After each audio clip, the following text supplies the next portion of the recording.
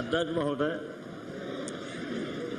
बहुत बहुत धन्यवाद जो आपने मुझे अवसर दिया और समय पर दिया। जहाँ तक अभी विदेश मंत्री जी ने भी भाषण दिया और राष्ट्रपति अभिभाषण के से कुछ उद्धृत भी किया,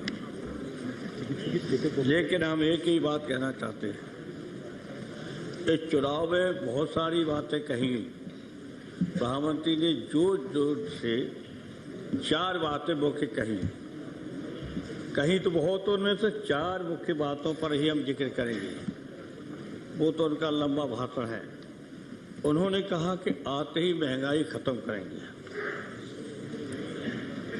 आते ही महंगाई खत्म करेंगे। तो 26 तारीख को तो उन्हें ओथ ले ली। हम मानते हैं कि महंगाई खत्म नहीं कर सकते थे। अगर महंगाई खत्म नहीं कर सकते थे तो थोड़ी बार महंगाई कम कर देते। अगर कम भी नहीं कर सकते थे तो महंगाई ठहर तो सकती थी। लेकिन अध्यक्ष महोदय, ये सरकार बनते महंगाई और बढ़ी है। कई चीजों बढ़ी है। अरे ऐसे बोलने से क्या होता है, बकवास करते हुए तो करो महंगाई खत्म। आते ही महंगाई खत्म करेंगे। तो मेरा सीधा सवाल है सरकार से,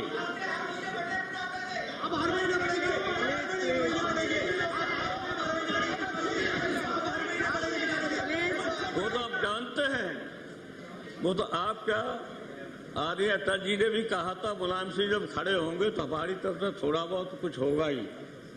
तो ये नई बात हमारे लिए नहीं है बीजेपी की तरफ से। लेकिन हमारा सीधा सवाल है कि महंगाई ठहर तो सकती थी, महंगाई बढ़ी क्यों फिर? कई चीजों में महंगाई बढ़ गई, तो इसलिए आप परेशान क्यों? अब अगर ये बहकावे में जनता ने बहुमत दे दिया है तो अब तो आपको इसमें खड़ा उतरना पड़ेगा। आपने ही वायदा किया कि महंगाई खत्म करेंगे। हमने तो नहीं कभी कहा महंगाई खत्म करेंगे।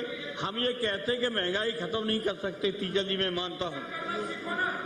ये इतना कहा कि महंगाई जो थी उतनी तो रहनी चाहिए, फिर कुछ चीजों की महंगाई क्यों बढ़ी? ये सवाल है, इसका उत्तर आना चाहिए सही। दूसरी बात मैं कहना चाहता हूं, जहां तक उन्होंने कहा ऐसा नौजवानों को भड़काया कि हम सब नौजवानों को रोजगार देंगे, नौकरी देंगे, कोई भी बेरोजगार बेकार नहीं रहेगा। अरे मानते नहीं, चुप बैठो चुप बैठो। बता रहे हम तो आप ही बात कह रहे हैं।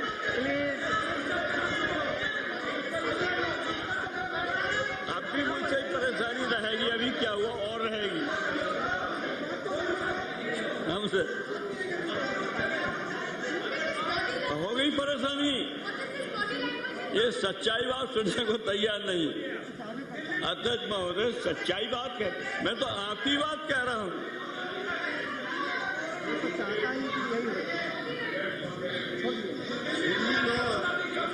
हम तो आपकी बात कह रहा हूं और याद दिला रहा हूं, जाते भूले नहीं। जो आपने कहा वही तो मैं कह रहा हूं।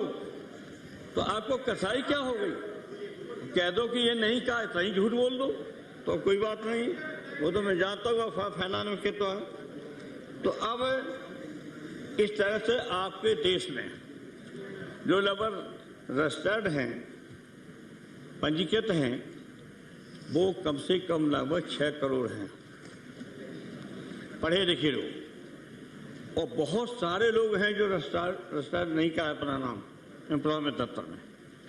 और बहुत सारे लोग हैं जो अन्य धंधों में हैं, उन्हें रोजगार नहीं मिलता है।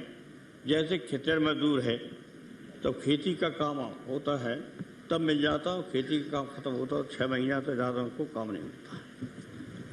अब ये कम से कम 8-10 करोड़ बेरोजगार हैं।